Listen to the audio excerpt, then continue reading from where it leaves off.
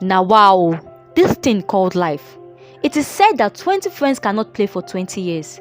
The first time I heard these words, I was just a little child then, and so I couldn't comprehend it much until life began to play before my very eyes. You see, we were all kids playing together on the very sand. We were barefooted, but we didn't mind. We would run round the compound chasing each other, and if we weren't doing that, we were simply building castles in sands, or riding bicycles in our streets, or busy doing the kites games. Even though we were 5, Boma was my best friend among them all. She had the smile of a pretty doll, and people often said she was more beautiful than me. Though I didn't like the fact that she was prettier, but I liked Boma and always wished I was half as beautiful as she was. We both wanted to be medical doctors when we grew up. One day, Boma and her family moved out of our compound to their house in a faraway state. That night, I was sad because I would miss my friend. I would cry myself to sleep and refuse eating for hours. But after 2 months, I became used to her absence and gradually adjusted myself to move on with my life. Meanwhile, each one of my friends gradually moved out of our area until only I remained. 15 years down the line, Boma and I reconnected on Facebook, and we were overjoyed to find each other. It was then I found out she had gained admission into the university to study medicine and was in her 2nd year, while I was still struggling with JAMB and had failed 3 times.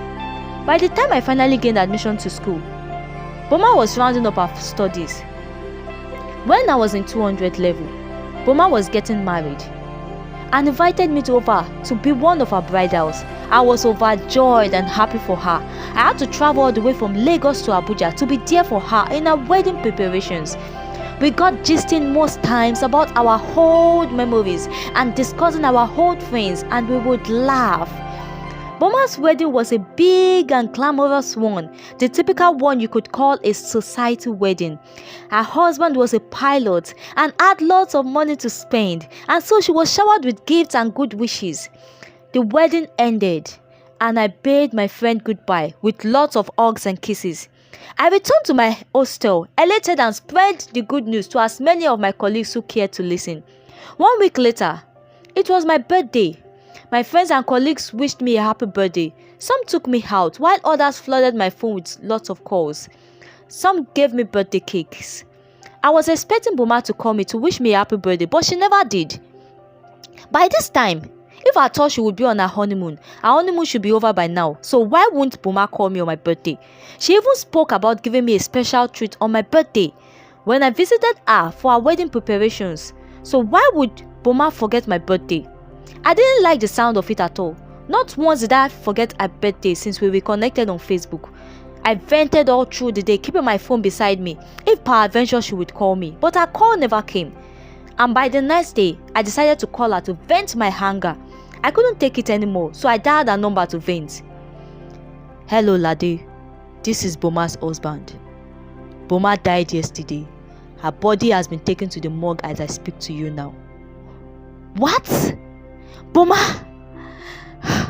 My phone dropped from my hands as I stared into thin air, dumbstruck. Oh no! Not Boma! Boma! My best friend! She had everything going on well for her. Why now, oh death? I sat on the floor wondering about this thing called life. Life.